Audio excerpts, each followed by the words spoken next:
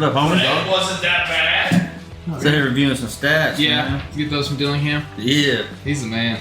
He's I wrote his really name good. down. Dude. Oh, Dan's great. I mean, I get him like Saturday. I mean, I get him Friday at like 9:30. Oh yeah. I mean, as soon as he's done, he's like, here we go. Let's jump into it. We got Coach Wyatt here with us, head coach of the Elgin Owls. Just jumping off, man, we played Anadarko, right?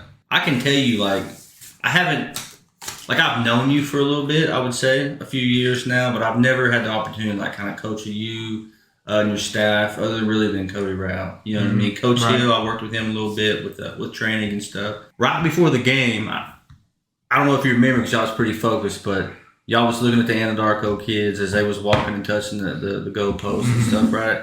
I felt like it was about to go down right before the game even started. Like I walked in I was kind of like cracking a joke a little bit about something that had happened. You know what I mean? And I quickly understood, like, I just needed to not talk, right? No. It's business time. Yeah, it's business time, man. Yeah, that's about when it starts. You know, we get to that's about 5:00, and that's kind of what we do. But yeah, I'm sure you picked up on the atmosphere pretty quick when you walked in the office. Yeah. Was there any like y'all was? I noticed that y'all was calling out numbers of kids from the other team and stuff like that. Is there anybody that y'all was looking forward to playing against, or? That's more so of, you know, we see them get off the bus. We want to see them, you know, we see them on film, but we want to see them in person. Right. You know, what they look like standing on the field. And I mean, yeah, at that point, we're looking for anything and everything, you know, but it's just more so, you know, seeing them. And if they have their jersey number on, that's a plus. Just kind of literally we're sizing them up. Right. That's one thing. Yeah, I mean, I remember some teams that I played on, stuff like that. We always would not wear jerseys for that particular reason, so that way they didn't see who was 4, who was 17, who was whatever. When you obviously when you're doing warm-ups at 6:00, you got to have it on. But that 5:00 one, now I mean, Trace goes out there, everybody's gonna, and he's throwing the ball around. Everybody's gonna know that that's Trace. Doesn't matter if he's wearing 3 or not. Right. But the Crabtree, some of those kids get lost in shuffle if they're not wearing that number. So I mean, that's one other thing that we were always told, like, hey, if you're going to go out there before and do a little warm up before, don't put the jersey on because we don't want them to know who you are until. Yeah, I mean, whatever. And especially if you got something else taped up a little bit more than normal or things like that. Take me through though. So you guys get out of school at what point? You know, we get the kids at 2:35 is when they walk in the field house. So school's out at 3:25. So that's our 7th hour is when athletics start. Okay. So take me through though, like game day. Are they there? They don't leave, right? Yeah. So in years we've and this is still kind of up in the air, but in years past we've on a home game we have kept them in the field house, and then we'd go do our pregame meal when school's out, which is we just walk to the cafeteria. So we're staying together, walk to the cafeteria, and then at that point we used to come back to the field house and we were there. I just felt like this year we tried something different. After our pregame meal, I cut them loose where they have about an hour. You know, if they were to need to run home and grab something, they could do that. And then, you know, about half of them just stay in the field house because that's their routine, which is fine. But so, you know, I kind of give them a little bit of freedom there, and I think that's okay for now. And then at 5:00, that's when like our schedule starts where we have everything lined out from 5 to kick off. Yeah. As far as your team goes, I heard you make a comment. I believe it was the quarterback said that they was ready to play, like they was in the right mindset. Yep. Is that something you ask routinely? You know, as Friday night, it's more so of maybe more of a confidence booster at that point, just because, you know, we've had our practice. There's nothing more that, you know, the hay is in the barn, as they say, and at that point we're just giving it, you know, getting them ready for game time, and it's more of a confidence booster. Do you have any, I guess I would say, surprises of the game? From good Friday? or bad? Yeah, good or bad. I don't. I mean, yeah, there was a lot of surprises. Maybe more so what I thought we were capable of. Right. And a lot of that I saw, you know, defensively, forced turnovers early, scoring early on offense. I mean, more so things I thought we were just capable of. And then, I mean, forcing turnovers on the kickoff and taking over, you know, at the plus 20 or whatever. I mean, it was all 3 phases were, I mean, I probably caught myself going, wow. You know? Yeah. which in a good way, obviously. But I mean, we were ready to go. Yeah, what about Chalmer, man? Chalmer, 2 interceptions? Yeah, I mean, that's big time. As big, as he looks, and you think run stopper at, inside linebacker, he's got really good hands and he understands pass zones really well. So yeah, that was awesome to see, and again, to take over down there in that end of the field was really good for the offense.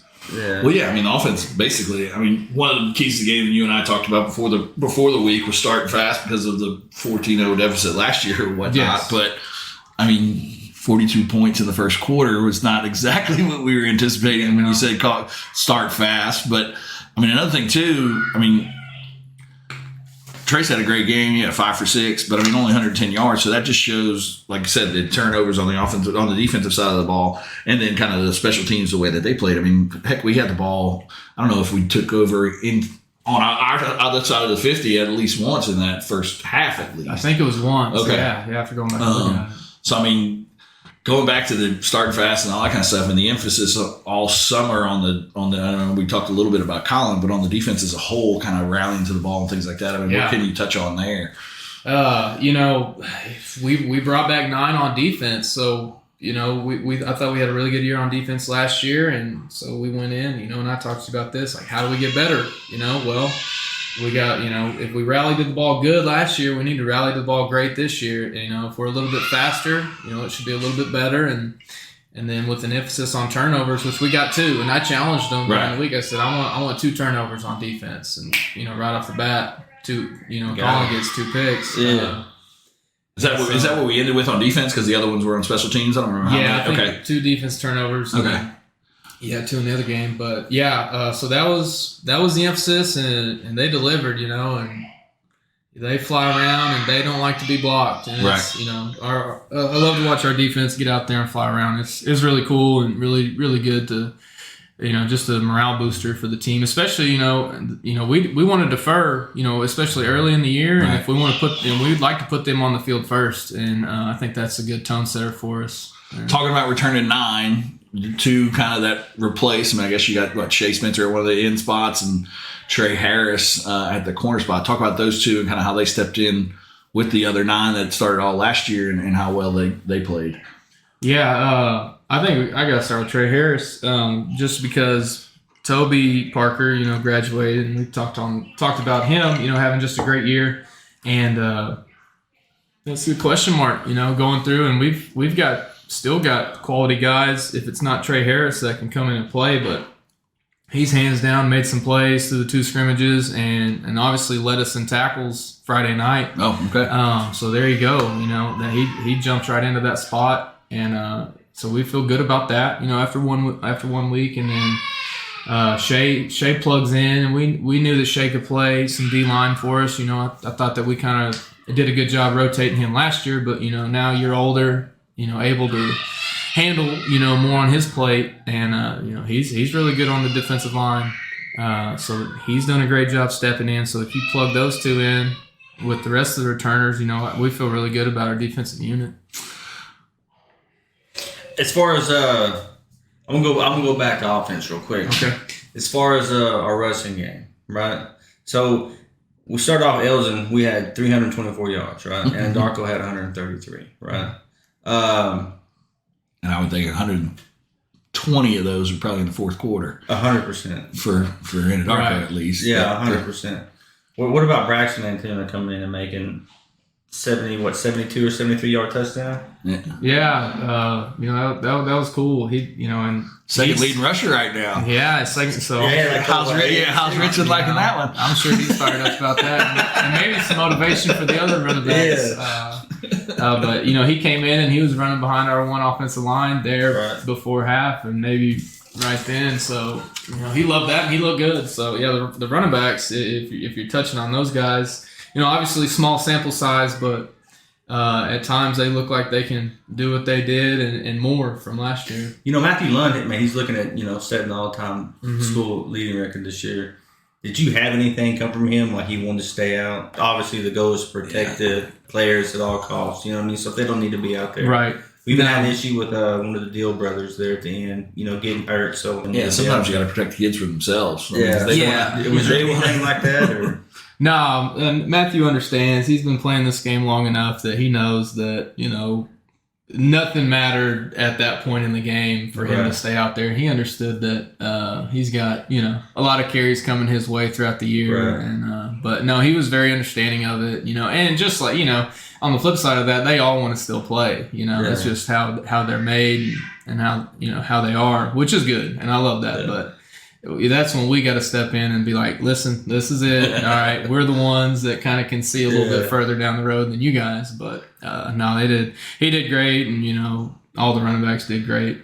Talking about Matt, how exciting was it to see him get some touches in the passing game? I know it was only one, but still, just to get it out there to him, get him some confidence in that part of the game. Because that was not something. Yeah. Other than maybe those wheel routes here and there last year, we didn't really utilize some of that. So how exciting was that to see kind of him with the? Because not often we see him in open space a lot of times, but that's because he's starting from inside the tackle. So if we can get him on the edge and in space in the passing game. That takes you kind of offense to a whole nother level. Yeah, that was our thought. Literally, it was easy. Let's just get the ball to Matt in space. Yeah. And so we've got some things in this year where we get him out and we can swing it out there. And two things to that, it's an easy, good throw for Trace, high completion where, if the defense rotates too far or leaves it flat out, I trust both of our backs in the open field on gaining yards one-on-one. So, that's just another wrinkle and another weapon that we can add and, gives defense something else to prepare for too. As far going back to your offense, your quarterback, right? Obviously, he was doing a phenomenal job. Now, correct me if I'm wrong, but this sounds kind of unbelievable because I was thinking about it on the way over here, and I remember if I was reading this right. But shout out to David Dillingham for giving me the stats. But I remember talking to him up in the stands, right? And I could have swore he told me that he was 5 for 5 right off the bat with 5 touchdowns. Is that correct? I think there was an incompletion I think there was an incompletion somewhere in there. But he finished 5 for 6 for 5 for 6. 110. He finished 5 for 6. He might have been 3 for 3. Right. With 3 touchdowns. I think we threw an the one that Brody on the kind of the wheel route or whatever was still in the first quarter. Yes. And Andre was down at the other end of the second quarter. So he was either 4 for 4 or 3 for 3 up until that misfired at Brody. And Brody kind of got held a little on that one. And still was a pretty good throw though. Yeah. But either way, homie was doing good though, right? Because your goal, we talked about this, your goal is 70% on the season. So 5 for 6 is he's sitting pretty, and he only had 110 yards. Part of that is from what the defense was putting in. He obviously had the long one to Trey Crabtree there, but I thought his best throw of the day was the one to Andre. Yes. Because, that was the second one to Andre. Because that was something that we were lacking last year, too, was kind of that intermediate type of kind of in the middle of the field throw. And, that was about as good a throw as you can get in there on that one. Yeah. Talk about, his improvement, though. I know it's one game, but from the end of last year through the summer and into now, like I said, we're one game in, so he looked great and wonderful. But just his mindset, the way he's kind of matured, and some of that type of stuff. Yeah, just going back to the end of last year, and Trace will be the first one to agree with me on this. He knew that he needed to make improvements, and he did a great job last year. But to take us to the next level, he knew he needed to improve. And man, I'm talking about, I watched him all summer, head down, with that in mind. Every day he came to work, and you saw a little bit of it Friday night, the improvements he made through passing game. And he worked hard this summer, went to, different quarterback camps and had really good 7-on-7 performances. And that's all great, but you got to get in there 11-on-11 and do it at the same rate. And I thought he improved maybe, more than anybody, position to position, and I thought that was evident Friday night. Stayed in the pocket well.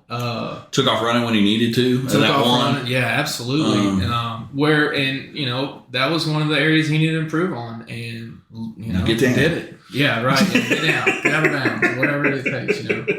And but yeah, massive improvement, and I hope that he continues to build on that. And Coach Chase is doing a great job with him and the rest of the quarterbacks every day. So it's really good for us. Well, now that you touched on him, we talked about him a little in the first podcast, but we haven't really touched back on him in the last couple. What kind of difference has he made, kind of giving Trace that second voice in his ear outside of just always you? Yeah, he brings a different kind of coaching to the table than I do. He's hard on those quarterbacks, and in a mental standpoint, we're talking. He's giving them paper and pencil tests. Yeah, I love that. Yeah, he's fiery. I think they had one today. I think they had their second test today, and they're getting better from it. I mean, absolutely are. You can see the improvements in practice, and and of course they have a great relationship, all the quarterbacks with the coach, and but it's definitely added an element to us, especially in the offensive game plan room, and just having another guy in there bounce ideas off of, and just knows the position well, played the position, and that's one of that's deals that he brings just a different element there, where Trace and Jackson, Gabe, and Caden can rely and trust what he's saying, and then go try to emulate it in some different ways. Did that make any difference to you? Because that was the first game with him on the sideline. So, I mean, did it change anything for you? Because as far as kind of, I know in between series, stuff like that, a lot of times you're trying to deal with Chase, but you're also kind of got your eye on the defense and things like that. Does it make any type of difference where you can kind of, I know TJ's got it, so I can kind of stay out here and things like that? Makes it a lot better. It takes a lot off of me, where I can can just kind of control and coach the game, the overall game, and Coach Castro, Coach Chase, and then they can go make adjustments with huddle sideline, and talk to the offensive players as staff, Coach Rao also. So that's awesome, just having another voice in that regard on the game field. Right. So yeah, just makes things all more well-rounded. And then kind of to finish on the offensive side of the ball, because we've kind of talked about all layers of it, but offensive line's going to obviously, they're going to basically take us as far as we can go. And talk about those guys and how they played this week, and what you see from them moving forward. Yeah, that's kind of, in most cases, kind of one of the last groups on the field that kind of get going. But luckily, we return a lot of guys, and they picked up where they left off for the most part. And we had to replace, Clay and Nakona off of last year, and so Carson got a lot of snaps last season, and he's plugged in really well at center. Moved him around. And then we bumped Shea out to tackle and bring in, Hudson for game one. And, I really liked what we saw. We've got, if you just look at our offensive line, we're real heavy on the left side, and we're pretty athletic on the right side. So was that planned? No, but it's just kind of how it worked. And they're just they're fun to coach. They're a bunch of great personalities, and you guys just need to come see them at practice more. But they work really hard, and like you said, we'll go as far as they take us offensively, and so that's something we're proud of for them leading us there for sure, and they're doing a great job. Kind of piggyback off this question he asked earlier about improvements, I would say I want to talk about your like players of the week, your defense player of the week. What are some improvements Colin Donnelly made? He's faster. That's the first thing that and that was evident. Yeah, Friday. And that's good to see, from you guys' standpoint, because I see him all the time. Right. So. No, he, like I said, last year, I don't know if he gets under either of those balls. He might get there to maybe, reach out and block it, but hell, one of them he almost overran. Yeah. I don't know if he does that last year, to be honest. Yeah. And that's, we had that talk after last season is, hey man, you're going to have to get faster if you want to still play, linebacker. And we had that talk, and he worked and did a great job in the weight room.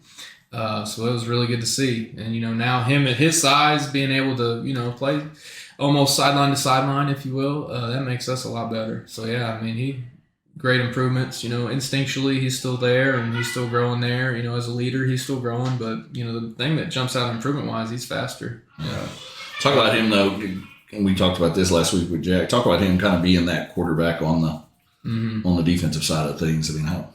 Yeah, it's first of all, Coach Baker and him have a great relationship just because they kind of understand how the calls come in, and Jack probably touched on that.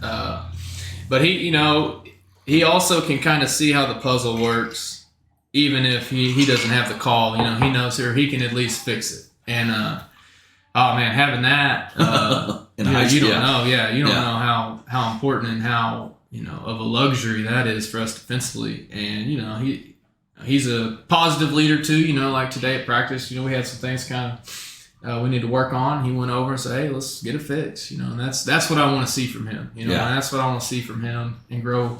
Every day, because he's a big personality, and a lot of guys look to him for that, and for him to do that for us, that makes us a lot better too.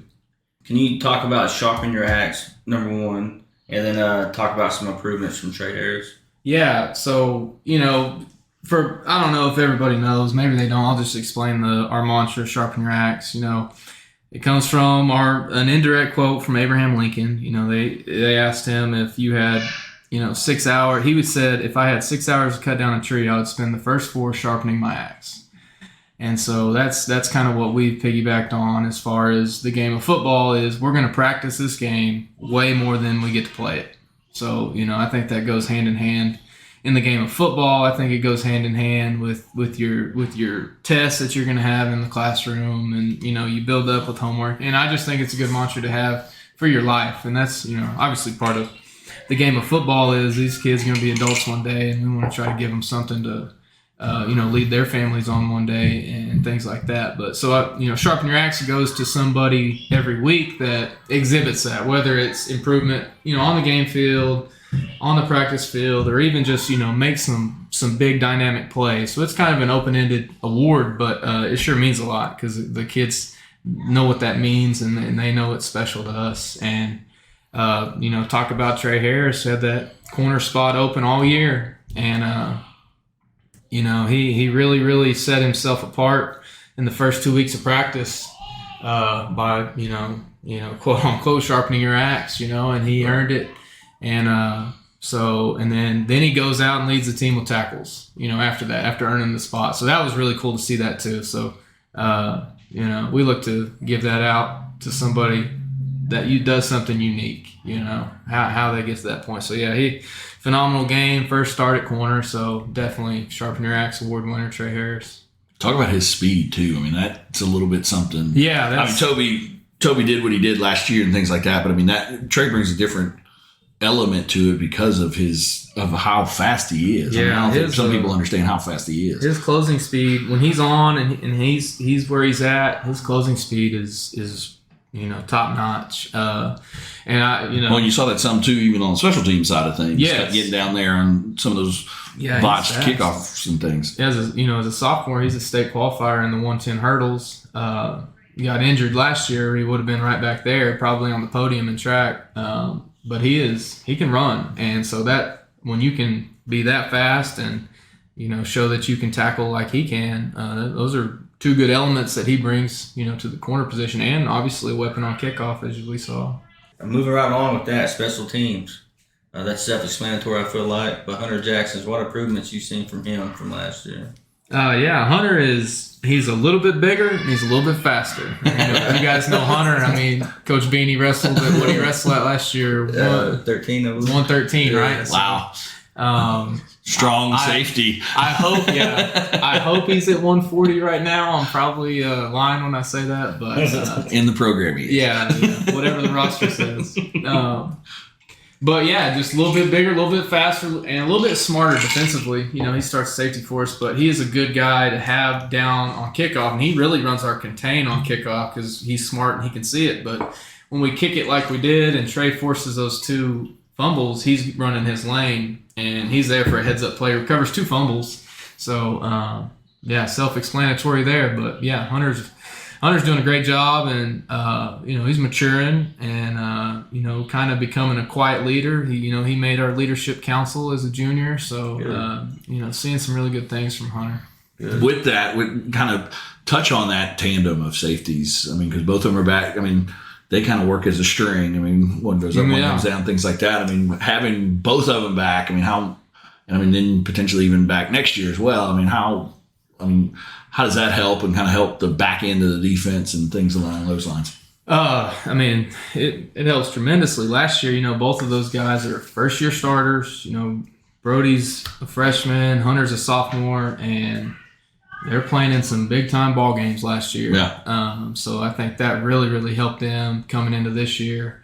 And last year I got to kind of really help coach those two at safety, and it was awesome. I love coaching safeties too, just watching those guys do things right and make plays. But now, Coach O's got those guys rocking and rolling, and just more vocal, just a year older, doing things just a little bit better than they were last year, and that's the great thing about it, and the teamwork.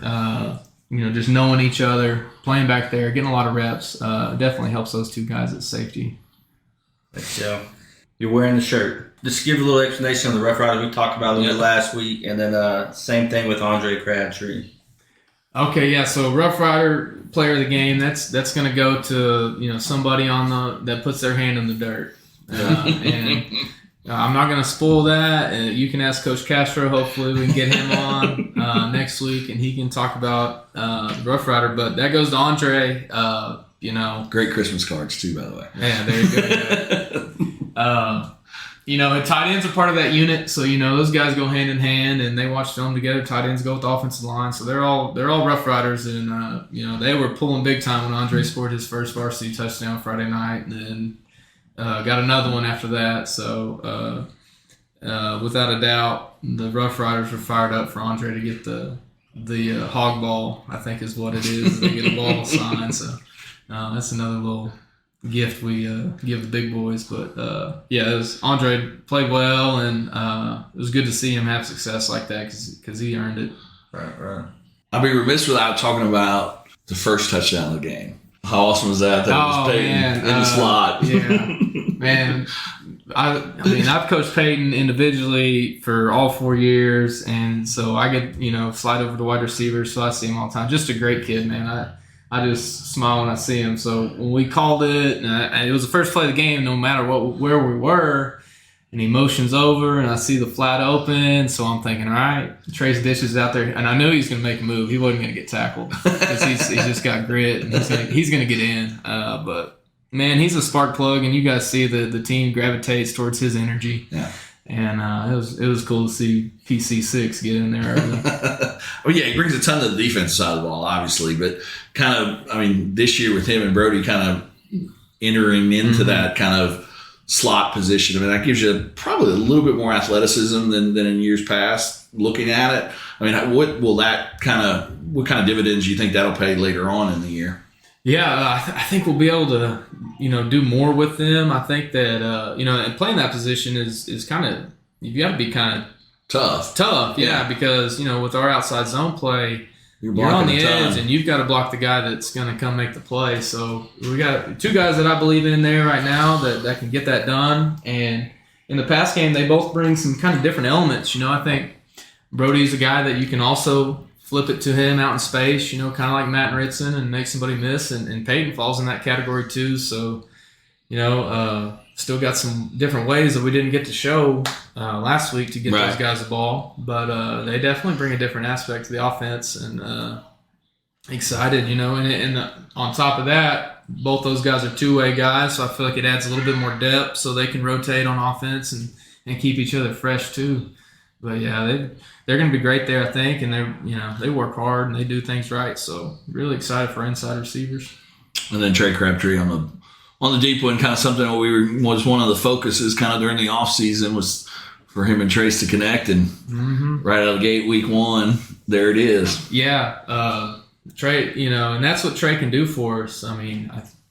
He should be in the open 100-meter finals at the state track meet every year. And I think he's been there as a freshman, And he's obviously on our 4x1, but he is legit fast. So for him to take the lid off like that and we be able to, throw it like that, that's good. And so, we got some elements and got some guys that can do different things offensively. So it's just a matter of executing, being disciplined, and, being hard to defend with all the guys that can catch, put their hands on the ball. As far as something that it don't get a lot discussed in his kickers, right? Mm-hmm. So you got Gabe Dittmeyer. He pretty much handled his business. I feel like he did, right? What about giving your backup kicker some opportunities with this game in Anadarko? Yeah, that was me. That was not planned. Right. We just got to the point where I just thought, if we need some reps down the road, let's get him some game time, So right. Something we've never had is 2 kickers on the roster. Right. But, yeah, both of them did well. Kickoffs were a lot better. Kickoffs were very improved this year. And so I think that we're going to be able to do a couple different things on kickoff due to his improvement. Right. Whereas, he just wasn't ready for that last year, but definitely looked to be improved. And that's just so big with starting field position. If we can, have a good kickoff and kickoff coverage team to pin people back deep, then that'd be big for our defense. Do you think that has something to do with competition? I think it is. Yeah. And I think that, we kind of talked about that in the office, his job was safe last year, right? Yeah. And so now you got to kind of, beat the other guy every day. So that's been good too. So. We didn't really get to see it much with the 76-0. We kind of talked about it pretty much all phases of the game, other than we had the one punt. Mm-hmm. Colin's still the punter, obviously, and got it out of there pretty good and got a good roll on it and things like that. Talk about, though, we did get a decent amount of punts, but kind of kicked away from Brody. But talk about your kick return and kind of that punt return deal and who's back there and what to expect from those guys.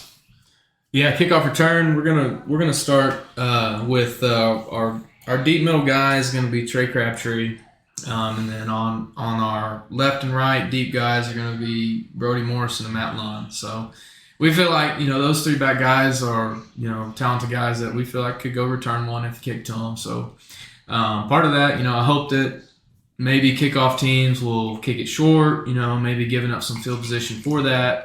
But if not, we want to set, a good return up for those guys on kickoff return. And then punt return, obviously, Brody goes back and catches them. Did a good job last year, and I hope continue to do that and grow. And, because that's not an easy job, is going to catch punts and making decisions in a short amount of time. So I believe in him doing a good job of that all year.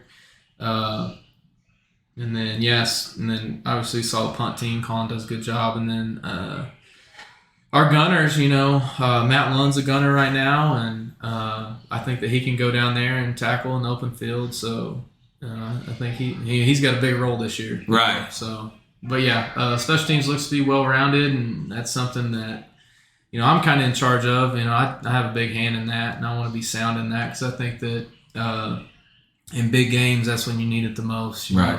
Special teams are kind of overlooked until they're not. So we want to make sure that we're doing a good job in those all year, special teams wise. And not to necessarily put a bow on the Anadarko game because we might come back to it, but the old coach is saying, you make your best improvement from week 1 to week 2. I mean, where 76-0, okay, and starters playing a quarter and a half and looking great, but you got the eye in the sky, so you're able to go back and kind of watch and see where's the improvement. What do you see that like I said will get us better from week 1 to week 2, and obviously not just week 2, but I mean throughout the rest of the season. Yeah, after turning the film on and looking at it, I thought that there were some times defensively where I thought we could have maybe fit our gaps a little bit better. Obviously did a great job defensively, but, maybe later down the road, we're going to have to be a little bit more sound. So that's what I want to see more so this week. Offensively, when we put, new wrinkles in or new install in, I want to be able to go in and execute it clean. Some things that weren't really executed all the way clean on some new stuff last week. That's what I want to see in this week with some install, is just cleaning that up and being able to install, maybe on the run or, with a couple days notice, and being able to go out and move the football with, some different wrinkles and stuff like that. kind of talking about like the install, quick installs, things like that. Talk about, I mean, what kind of luxury is it that all these kids now have kind of played a full year? You talk about on defense, you're only really returning 2 starters. On offense, really 1 or 2 offensive linemen. So, I mean, you can kind of make adjustments on the run a little bit easy. Am I right? I mean, I'm not a coach or anything, but I mean, you would imagine that with them having that much experience and all playing together and things like that, you can almost, it's not as easy to draw it up in the dirt, but you can almost come with something on Wednesday and say, hey, here's what we're going to do, and be confident for it on Friday. Yes. It's a luxury, like you said. I think it goes back to how we've kind of taught our offense is all just, conceptually how we name and label things. So, I can say one word and we can all go out and do it.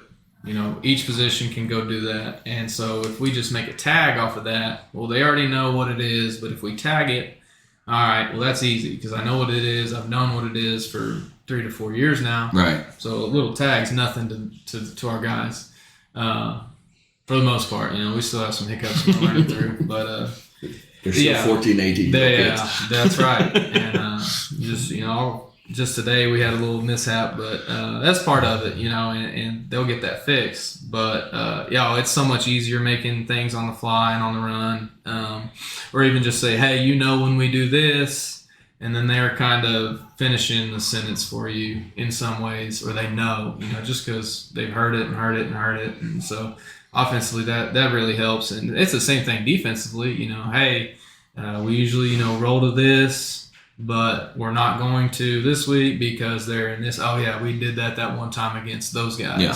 Easy, So, I think that's just part of having a veteran team and just coachable kids that we can do those things. And, I'm kind of a pessimist in that world. Like, hey, I know we did it, but let's make sure we can go execute it. So even when the call's made, I'm still watching. All right. Yeah, that's the life of all coaches. Yeah. Before we get into cast, obviously, I want to just kind of finish up on Anadarko real quick. Elgin, we've been there before. Media people was walking up, and Jerry kind of talked to him. He just, hey, it's okay. We've been there. We understand. Y'all come back from this. One thing that I admired is the head coach not running the clock after the half. Pretty much said, we'd take our ass whooping, What's some advice you would say or give? He's a state championship coach already. I'm sure he knows what he's doing, but what's something you would say? Oh, man, they kind of started off the same way they did last year, and then they had 4 district wins, and they made the playoffs last year. So I don't really think they're in that boat, but, Coach Jackson's been there. He's a great coach, so...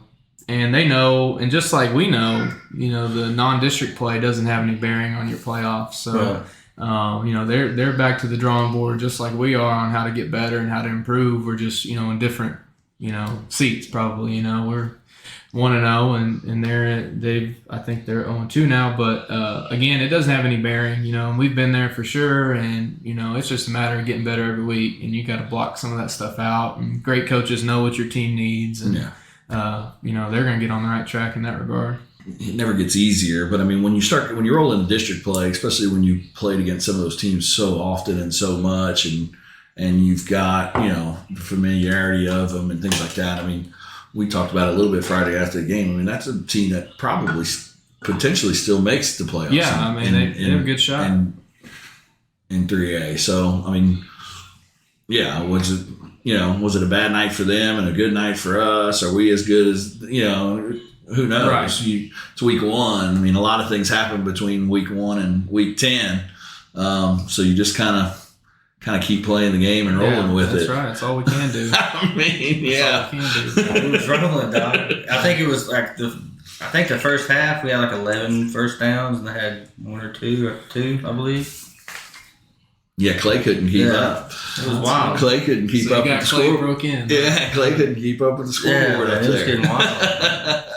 I haven't seen anything like that. So, one more question about the Anadarko game, okay? So we was trying to do the math and do some research, like what the record was for the most points scored, right? It was a difference, like it was 106 points, right? Uh-huh. Between winner and loser, right? So, was there any part of you that wanted to set that record? No. Yeah. I didn't even know what it was. So was 76 the school record of points? 76, I believe. I'm talking Oklahoma. Oklahoma. Yeah. Winning and losing. The record was the winner and loser was 106 points. A difference of 100. Yeah. A difference of 106 Yeah, points. I had no interest in that. No. And I had some kids saying, whatever. I said, nope. Yeah. No. Now you want to keep playing. I mean, in games like that, you want to get your young kids reps and you want to get them valuable reps.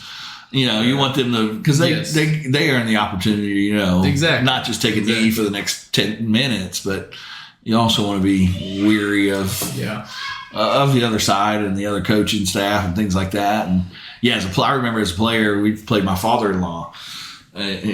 So he wasn't my father all the time, but he was my high school football coach. So I played him in college my senior year, and it was his first year at Arkansas Monticello. And we were very good at the time, and he was it was his second game as head coach there, so he was trying to create a whole new culture. And it was 49-9 at halftime, so I'm going up to my college coach going, keep it in. He would score 100 if he could on us. And he was like, yeah, but he's got a family. I was like, I am his family. Right. But now looking back at it as not a 22, 23-year-old kid, as a 40-year-old, 41-year-old, I was like, that was a smart thing to pull back. There's, there's blood in me like that, but I think that it's just smart to be on the side that we chose to be on. Being safe, because if a stupid injury or something were to happen, I'd be kicking myself for a long time after that. So, but 76, was that the school? No. 76 was the Elgin scoring record, if I understood right. Because 75 was... 75 was in 2017. And I called that game on offense. So Adam's got you one beat. No. And he's better than me anyway, so he deserves it. So, moving on to Cass, we talked about it a little bit last week, being a rivalry game and stuff like that. What does that mean to you to play Cass? You played in it too, so you were kind of in the height of it. So, talk a little bit about what it means to. Both of us are kind of transplants. We're hometown guys now, but talk about what it means to someone that went to Elgin and played in it and now coaching in it and things like that. Yeah, I think a lot of Elgin people will relate with how I kind of started with it. It's your first interaction as a player. It's your, you go back, I'm 15 years old, big rivalry game, sophomore, I get to start against them, and it's big, At that time, we actually played it at Cameron. So when the Lawton schools weren't playing, we, slid into we played it on a Thursday one time and a Saturday. But anyway, both schools got stadiums, so we moved it to their stadiums. But it's a big deal. So it's really, really cool to play the game as a player, as an assistant, and as head coach now. And it's a game that I can truly say you never know what's going to happen. There was a year where when I was an assistant, we were way underdogs. They were loaded, and we beat them in overtime. It was 0-0 at the end of regulation. I think it was 2016, 2015, something like that. So, and then there were some years, our first year, they took care of us pretty good. So you never know, and it's a good game. And for Southwest Oklahoma, you got your inner city schools with Lawton. And then you got Cash Elgin, and it's cool. I think it's something that should stay and, keep going because the community supports it really well. It's good for both communities coming out and things like that. So, is it, and you talk rivalry, there's not, it's not like bad blood, but, right. You got a rival, so you go play them, and somebody gets, as they say, bragging rights for the year. But the good thing about it, and it's been a district game in years past, so it had a little bit more on the table. Now it'll probably be non-district for a long time just because of our different sizes. But we'll keep playing it, and it's cool, and that's good. Also, it's a good atmosphere. It's a big atmosphere. Maybe if you're going to play games, big games down the road, you get a little bit of a taste of it in this one. So yeah, because both schools travel well. Yeah, last year we traveled well there, and I know the Cash people, especially with coming off of a win last week against Altus, I think they'll travel pretty good coming to us. And that was good. That was a good measuring stick to see kind of, because they played one of our district opponents last week, so it kind of got us to see what Altus is like and things. So I think they'll travel well. So I think it'll be interesting. I think it should be a good game at the end of the day. I think they're improved from last year. Yep. Talking to Coach Griffin a little during the off season and talking to Billy Palmer, the Cash guy over there. I think they're a little bit improved from last year. So. They played Tuttle. I mean, Tuttle's Tuttle. Yep. So, I mean, they struggled with them week one. But then, I mean, fared pretty well against Altus and obviously came away with the victory there against the 5A school. So, I think it's going to be, I don't think it's going to be anything like 76-0. No. And I mean, I wouldn't expect Cash to lay down. I'm not saying Anadarko did, but I wouldn't expect Cash to do anything like that. So, should be. What do you see from the film? I mean, we're already at Wednesday. I mean, we're 2 days away from it. I mean, what do you see from them on film that concerns you, or that is the focus and kind of the keys to this week's games? Yeah, they're very multiple on offense. So when people are multiple on offense, that's just more preparation for our defense. Yeah. And Coach Baker, he'll tell you that firsthand just because I've been around him enough. But, so we've got a lot to prepare for. And so that takes a lot of focus and, a lot of guys in different gaps and this and that. So that's the main thing defensively. Offensively, again, it kind of piggybacks from last week. Like, we want to be able to execute, at a high level. We want to limit turnovers and, be able to be a threat in the air and on the ground. And defensively, it's a little bit of a different defense from last week. So, now you've only got, whereas Anadarko, we had almost 2 weeks to prepare for them. We've got your traditional first week of 1 week, preparing for Cash. So, you got to kind of tighten up and you got to be ready to go. Kind of a shorter week's notice than you are in week one. So that's kind of what I'm looking forward to see. And, like Vincent said earlier, I think championship teams make a really big jump from week 1 to week 2. So that's kind of been what we've been harping on this week, to do that and against a new opponent in a big game. So that's kind of our keys to the game and how we want to be sound against them. Do you think that's transitioned a little bit into MacArthur? I think it can be if we stay in the same class. It's a game that we look forward to a lot. Obviously, after last year, and I think that they definitely, will be looking forward to the game against us with whatever way they want to. But I think the thing that makes it more of a rivalry is that we're in the same class and we're close. Yeah. So you have that big aspect of it.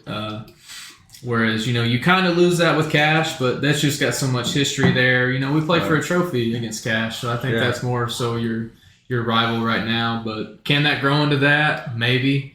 We talked, Coach Manning and I talked that, they drew the new districts, and if we were split in district, that we were going to play in 2024 and 25. But we ended up in the same district, so we're already on the schedule. But regardless, it's a close game. And, their fans travel well just like ours do. Yeah. And so there's a lot of good elements. There's a lot of similar elements to it as Elgin is a growing community too. So I think it's got some, recipes for rivalry, but it's just a district game, a big district game for us right now. Yeah. I mean, rivalries are hard to kind of happen after 1 year. Yeah. I mean, bad blood, obviously. Like, if you ask some of the kids on the team, they probably think Noble's a rival because of because of that loss and things like that. And then they played them in baseball and some other things. So, I think after 1 year, it's kind of hard to say that. But I think it is definitely something, if we stay, like you said, in the same class, in the same district, and it starts to, and both of us continue to have success. I mean, obviously they've had success for kind of a longer period of time at this point. But if we can kind of get to that standard where it's consistent and they're consistent and we're kind of fighting for that 1, 2, 3 spot in the playoffs in the same district every year, it will turn into something that that'll be a fun Friday night for sure. I think so too. And I think this year it'll be a fun Friday night no matter what. Because they're going to come in pissed off because they probably didn't like the way that one ended. We're going to come in. I mean, it's at home again, so we getting the big bad Lawton kids come to little old Elgin potentially, things like that. So it'll be a fun one this year again. But like I said, if this one goes down the way last year's does and things like that, then all of a sudden you're taking another step. Yeah, because now you know you're going to plan for the next 2 years after that, and you're kind of getting to that step. So that one's a big one. That one's a big one coming up. But I mean, all of them are big. I mean, you've got Cash, Weatherford, Ardmore, El Reno. Yeah. So once you start district play, it's kind of let's roll. Yeah. Let's go back to what I started off with.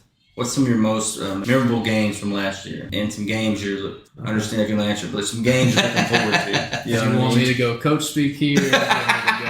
I want you to do Coach Wyatt speech. Okay. And if you want to throw in Chalmers, that's fine. Okay. I see what you did there. Memorable last year, and I said it when they started talking about moving to 5A. It's the first district game. That's what it is. And, played El Reno, beat them, and, and I'll say this, they got better as the season went on. They ended up being a playoff team. And, of course, they were under their first-year head coach, so that sometimes those things just take time. So you can say that scheduling was good, and we caught them just in the first district game, but, they're rocking and rolling now. So, last year that was a big game. I thought that was really cool to find out if we could play in 5A and see how, kind of where we stacked up. And then it's got to be the week after that, just from a coaching standpoint, playing Ardmore, because we were down about 4 starters that game. Matt Lund is out. Kobe Morton goes down, was going to play linebacker that night. Somebody, I can't even remember now. Somebody else is out. But so, kind of had the deck stacked against us, and, we're playing a Division I quarterback and just a storied Ardmore program who, perennial playoffs and this and that. And to shut them out, that was huge too. And that was kind of for me as a coach, like, okay, I think we can make the playoffs. I think that, and I believe in our guys, but I just thought, okay, I think we can be real. Right. And because, that's what it takes to play big time balls, doing things like that. And then obviously the MacArthur game is really cool. Really cool. Being able to go into Cameron, and come out with the victory, that's tough.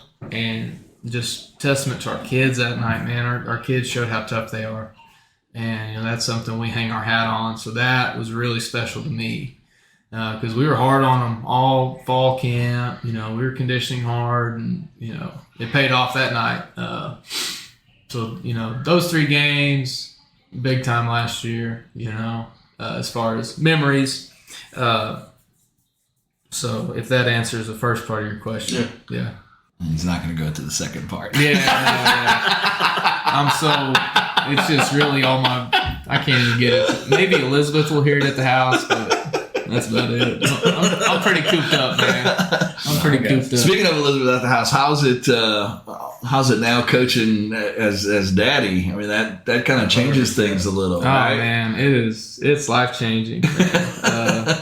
I posted a picture of us on Facebook after the game, and I said I've been hoping for this picture for a long time, and it's the dang truth, man. Right. Just holding her out there, and just what Elizabeth does as a mother, obviously gave me a different perspective in coaching. But man, so cool. Different perspective. So you're saying you're easier now, or what's your different perspective? Well, I don't get as much sleep, so probably not easier. I kind of went off on him yesterday, but I'll blame that on Caroline. No, I'm kidding. But I don't know, just gives me a different perspective. Yeah. You guys are fathers. Oh yeah. You guys get that, both girl dads. And, oh yeah. I'm not out there saying, you guys are never going to be men enough to date my daughter. But I do want to see them grow up to be, men of that caliber. Yeah. So it's cool. But yeah, it's life changing, man. Life changing.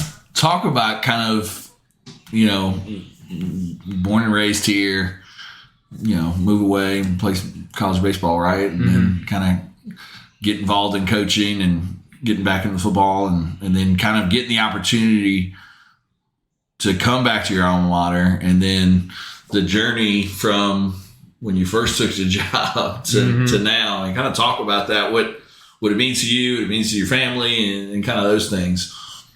I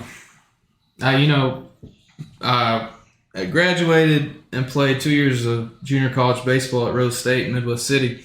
The whole time I knew I wanted to coach football. That was after baseball was done. That's what I wanted to do. So it was about the second semester of my second year there. And so I was kind of deciding, am I going to go to transfer to a 4-year, go play ball, or I didn't know what was next. And head coach at the time at Elgin called me and said, hey, what are you doing? Because they kind of knew I wanted to be a coach when I was done. I said, well, I don't know. I'm trying to figure out where I'm going to go. Anyway, so long story short, I come back home, go to Cameron, and he said, I got you a spot coaching high school football as a lay coach. And I said, let's go. So that step right there really got my foot in the door. I was 19 when I started that summer, and I was coaching outside linebackers, and that kind of propelled me to now. So started there. I think I was 5 years as an assistant. Last year I was offensive coordinator. And so by then I was finishing school, and I just thought for my growth as a coach, I thought I needed to go out and see other programs and go, and that's just what I wanted to do, grow and see how other people do things, what can I learn? And so I landed a job at Noble, which is ironic because we're in district now, but got to coach receivers there. And then I got to hear, work for a great head coach there, Greg George, and learned a lot from him. But when I was there, there wasn't really any room on the staff for me to elevate myself, and that's what I wanted to do. And no harm to them, but they had a great head coach, great offensive coordinator. So I started looking, and this, that, and other. I was planning on going to Elizabeth and I were planning on going to Texas, and we were going to go start. We were going to go down there. I was going to try to get my foot in the door to middle school or high school or whatever, and we were just going to, see what life took us. And then this opportunity came up, and kind of threw a wrench in the plans because I was just 1 year removed from being an assistant, being here, and so we had a good long talk, as a family and stuff. We were engaged at that point. So you're never ready. And that's probably the best advice I had. I talked to Greg George at Noble. I said, well, here's the opportunity I have. Because I was up front with him about it. And he said, well, I said, this, and this going on there. And he said, well, you're never going to walk into a great situation when you get your first job. No. And I was like, you're right. I can't be picky, Right. But I just thought it was a little bit early. I was... Usually when they're hiring a new coach, something bad has happened, right? Unless you just following a legend, which isn't a good deal either. Yeah, so I was 26 at the time, and I was kind of I'm just learning so much, as I take over. And our athletic director, Coach Hitt, kind of took me under the wing, and just the ins and outs of it. People don't know the ins and outs of it, and there's just so much to it, just how to handle all these situations. And I think that helped me probably mature more. Most have to, just... Because as a head coach, you're the daddy to everybody on the team. Yeah, and you're the daddy to all the coaches to a certain degree. And that's another element. That was tough being the age I was, and managing assistants older than me. Right. So there's a dynamic there, and then some more good advice on how to handle things. Like, you can't fix every problem, and if you try to fix every problem, then you're going to either drive yourself to a point where you're unhappy or you're sacrificing something. Because you see it, you see it personally, when you dedicate too much time to something. I think your father-in-law kind of got to a point where he couldn't handle some things. Yeah. So I divvied the load out a little bit because my first year I was trying to do every single thing. Oh, yeah. You're a micromanager.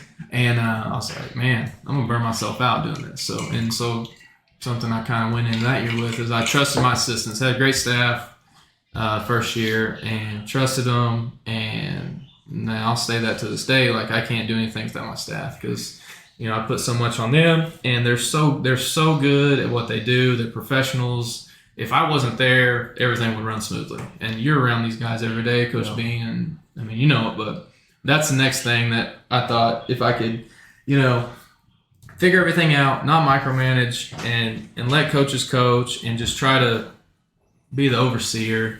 And then, of course, on top of that, nailing in culture and our standard and being consistent. Because that's been the biggest approach from 2019 to now. Whether we were bad or whether we were good, we were consistent in our approach. Like, if we lost, we didn't take off practice the next day. Or if we won, we didn't take a day off. Like, we were just very consistent in our approach. And that's not hard. That's not easy to do when you're bad. No. It's really hard. There's some bad nights there a few years back, but we're just trying to be consistent. And I just think that's kind of what's led us to this point now, of kind of turning this thing around and trying to get some stability program-wise for where we're at. Well, you talked a little bit about, just touch on your staff. I hang out with you guys some and, get to see you guys interact at practice and then even outside of practice some. And, just talk about those guys. And like you said, it's true. Sometimes you guys finish each other's sentences and things along those lines. Obviously, it starts first and foremost with the two coordinators, but just the whole staff all the way down. You guys are so close, and what does that mean to you as a head coach? And obviously, that a lot of that has to do with you kind of integrating everybody into it. Yeah, well, I just there's just so much that goes on in football season, and I just try to be a guy that they like to work for. Yeah. Because I've heard stories about guys that come in there and, they're ripping everybody's ass. Nobody likes to come to work. Right. They come in the office and it's a bad mood. Like, I don't try to do that. But I don't try to. You see that? Well, the good thing is they'll give it back to me. But that's part of the relationship we have. They can joke with me just like I joke with them. But there's also times when they know, like, okay, it's time to work. That's probably part of my dad coming out in me. But, man, they've been there, they've done that. And we've got, Jack and Adam, they've got 10-plus years in the coaching world. Lance has got 10-plus years in the coaching world. And then, we've got, Orrin and Brandon, who are young and up and coming. And they're learning every day. And that's also kind of a dynamic, is coaching them to be coaches, young, and them being young and just trying to be the guy they need, and then Coach Raul is kind of the glue that holds everything together and just a good voice, and he's got a great feel for kids and situations and stuff, and then bringing TJ in has really helped us, and he fits in right with everybody. So it's just, and that's what you do, you hire a good person first, and we've got a lot of good people in the office. And then I can teach a good person how to coach. Right. Is the bottom line. So, and that's what our kids want, because our kids are smart and they know personalities and they know. Yeah. I can always teach you the how to. I can't teach you the want to. Exactly. Yeah. That's where it all kind of stems. Our guys are awesome, man, and they're just. I love coming to work, and I hope that I created a setting where they love coming to work too. So, the dynamic of you being from Elgin. You brought it up a little bit. Your brother's playing football, and then now having a nephew. Yeah, coaching him. What's that dynamic like? That's really cool, because I just think back when he was in diapers and I was 18 or whatever. Like, and now here we are. He's an 8th grade player for us and been a ball boy for since I got here. He started whenever he did, but that's really cool. And my oldest brother, David, he's in the cattle business, and he has a really good operations. He knows how to handle adversity in his world and how to handle success. And I ask a lot of advice from him, because he just knows how operations work and how to deal with people and things like that. And he may make a lot of analogies to cattle, but I have to relate them to people, right? Yeah. And so y'all heard as brother, But honestly, he was one of the first persons I called when I got offered the job. Just the way he is, I think he said no at first. Right. And I said, "What do you think?" He was like, "No." You're 26. Yeah, he said no. And then I think I called him back, and I said I took it. And he might have said some choice words. And he said, "Well, you better never sleep again," essentially, because you've got work to do. Yeah. And that's just how he rolls, and that's led him to be where he is. But no, he was really good for me. But yeah, the lineage, I don't know if that's the word, but just the family ties, Yeah.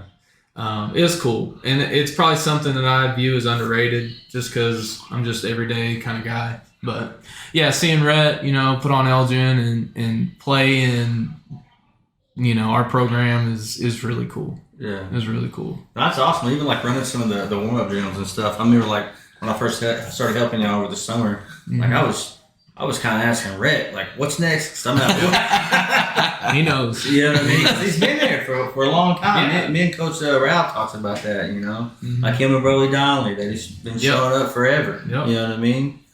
I mean, honestly, like he's become a pretty good athlete too. Yeah, man. he is. He's improving, and because he works hard at it, Yeah. And so that's a good example. No, 100%. You kind of get. I think it's a good thing for to be in that role. You know what I mean? Because you have the opportunity to not only coach and mentor your nephew, but you have other guys there that maybe if you don't feel like you should say something, maybe they can step in and say something. Like for example, when Dax the other day, like. I knew it was about to go south, you know what I mean? But I was like, did you talk to Coach about this? You know what I mean? Right. I knew that's why that would have been the better opportunity. You know what I mean? Yeah. No, but yeah, there's plenty of guys there, whether it's your nephew or your son, that can steer the guys closest to you in the right direction. No, 100%, man. I think that's a blessing in itself, man. But I think as coaches, I think we coaches, we do that with a lot of kids. It's just they all have the opportunity to see that side of They it. all, they all become kind of not your children, but I mean to a certain degree they kind of do. And I mean, no doubt. Kind of piggybacking off of that. I mean, talk about.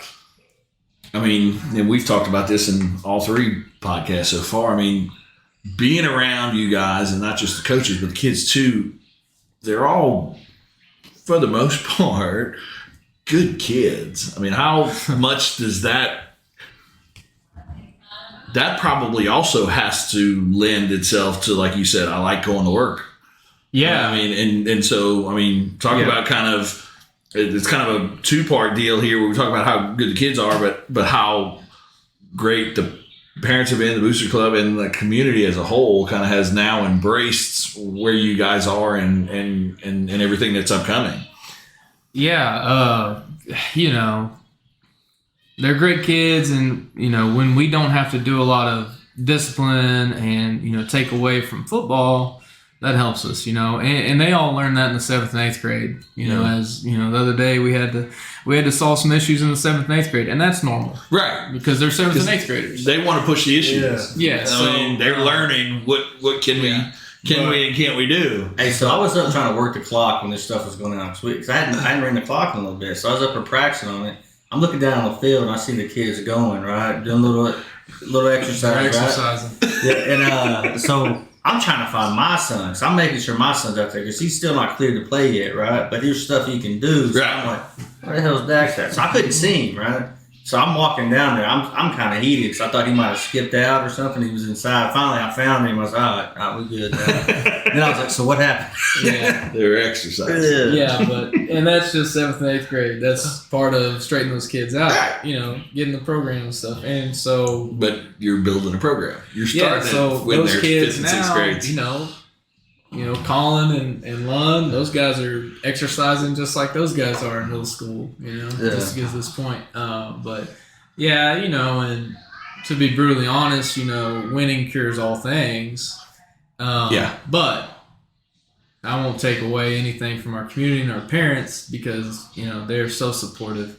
But just being a kind of a small town community, the school size we are, so supportive. I can call anybody, parent, whatever, at any time, and they'll be like, okay, I'll handle it, or hey, I can go drive and get that, whatever it is. But yeah, and I mean that's just how. If you got a good kid you're coaching, he's probably got a good set of parents at home, and that goes hand in hand. So, and we've got a lot of those. So we're fortunate in that end because a lot of places are dealing with more discipline than we are. And right, and we talked about it. I mean, like I said, where I grew up and things like that. I mean, we all kind of went to private schools, so I mean, there was not a hometown field thing like that. So I mean, you were kind of playing for yourself. And you're the betterment of where you might go to play college ball and whatever else. Yep. And I mean, when we went to Arkansas first and then Alabama and now we're here. And I mean, seeing kind of like you said, those kids playing from third grade all the way up together is a pretty cool deal. And like I said, it builds a program and not just a bunch of individuals. And you see, there's a decent amount of programs around the state. And I mean, I'm not going to call anybody out, but I mean that it's all individuals, and you can see it sometimes on Friday nights. Right. And yeah, my talented kids. And then you're going, how could this team not, they got 61 kids, or they got, some of that type of stuff. And it's, now some of it also, it goes back to the coaching and things like that too. But I mean, that's the one great thing that I do like being a part of the program now, a little small part that I am a part of the program that I'm, proud to say, I'm an Elgin guy. Yeah. I'm associated with them and things like that. And I mean, I hope that continues, and that's a pretty cool feeling. Yes, and that's outsider looking in, or a transplant, like you guys said, like that's what we want. Like I want people proud of us, and I want people that don't have deep roots here proud of us. That's cool, because I think that just says we're doing some things right, and when you do things right, and then on top of it you win. It's even more fun. For sure. I mean, winning cures a lot, but at the end of the day, if you're winning and you're going back to my alma mater, and during the Terry Bowden days, I mean, we were winning, but we were winning just as much as we were before the Terry Bowden days, and we were just like, but that's a bunch of degenerates to a certain degree. Right. and I mean, so it's kind of a weird deal, but it's even more fun and more cool when good people are doing good things. No, 100%. And especially from 2 or 3 years ago, y'all seen every aspect of it. Yes. So 100%. And just good stuff about Elgin. I look at the podcast views on Podbean, like what countries are listening. There's like at least 10 different countries that somebody's there listening. You know what I mean? Well, we talk about that on OSN. I mean, that stuff like that. It's just wild, man. I love it, and to be able to, to bring this, my experience now to other people. I know. Realistically, like some of it's probably a lot of it's military. You know what I mean? Mm-hmm. Yeah. But we love stuff like that. We really do. Cool. We love good sports, you know what I mean? And to be able to just listen to it, this is sports is the greatest. This is awesome, man. I love it. Sports is the greatest reality TV show there ever is. No, 100%. 100%. And yeah, it's a ton of fun to follow you guys. It's a ton of fun to watch you guys and be a small part of it. And it's cool. With that being said, we've been going for a little bit here.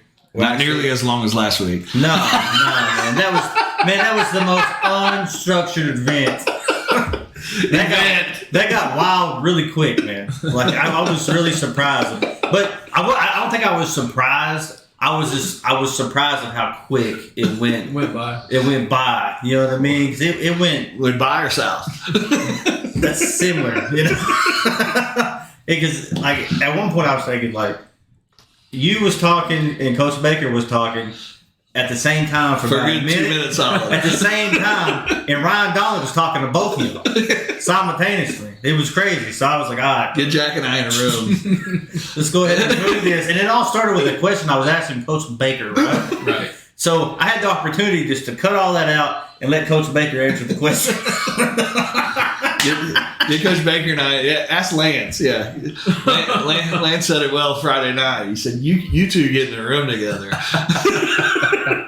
No, I don't know who likes to hear each other speak more. It was a good time. I remember I talked to you like the day after. I was like, man, I'd never do 4 people. I said the only exception I would make is maybe if Chalmers and his brother wanted to get on here and do a podcast or something, because I think that'd be really cool, by the way.